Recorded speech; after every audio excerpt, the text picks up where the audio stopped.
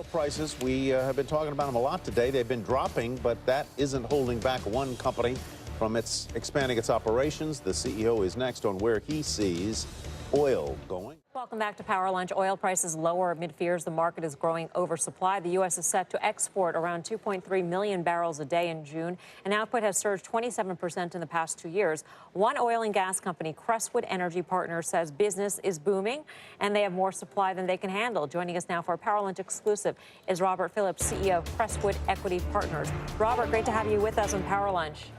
Great, thank you. Good afternoon. Your company is an MLP. And for many, many years, people thought of MLPs as sort of the toll roads, and it didn't necessarily matter if oil was way too high or way too low. What's a sweet spot for you? And do you benefit if oil prices go higher? Well, I think that is still the case to a large extent. Companies like Crestwood don't have a lot of commodity exposure. We are a toll road. We charge fixed fees for our services, gathering, processing, storage, and delivery to the market, whether it be by truck, rail, or pipeline. There is a sweet spot, and we think it's somewhere in the $55 to $65 a barrel range. That's more than sufficient to drive supply development in the areas that we operate, but not too high that it destroys demand as well. So there's certainly a sweet spot. I think we're in it today. Been a negative reaction over the last couple of days from the OPEC announcement on Friday, but honestly, the markets are fairly balanced right now, both globally as well as in the U.S., and we think it's in a good spot for the industry. Do you benefit, though, if you see activity pick up in the Permian, if there's more fracking going on, just because of where your pipelines are located? We do. The Permian is probably the most active basin in the U.S., 475 or so rigs running, about 45% of the total U.S. number of rigs that are active today.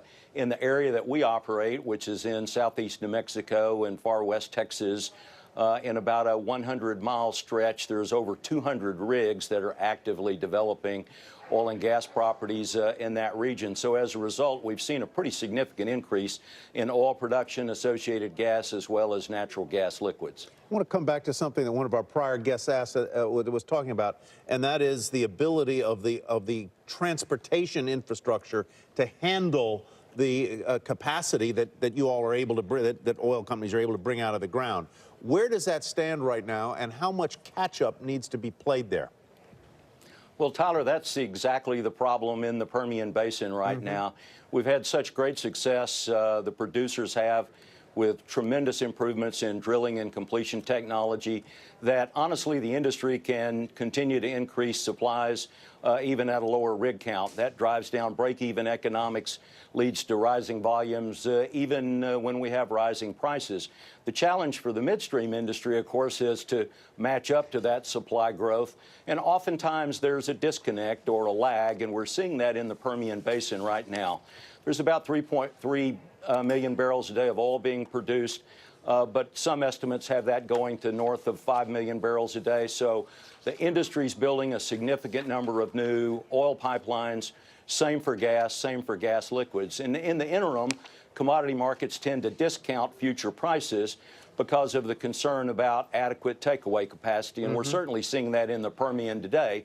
Having said that, producer netbacks are still well above break-even economics, so we continue to see strong supply growth, and that's good and benefits the midstream companies as well. Robert, great speaking with you. Thanks for your time.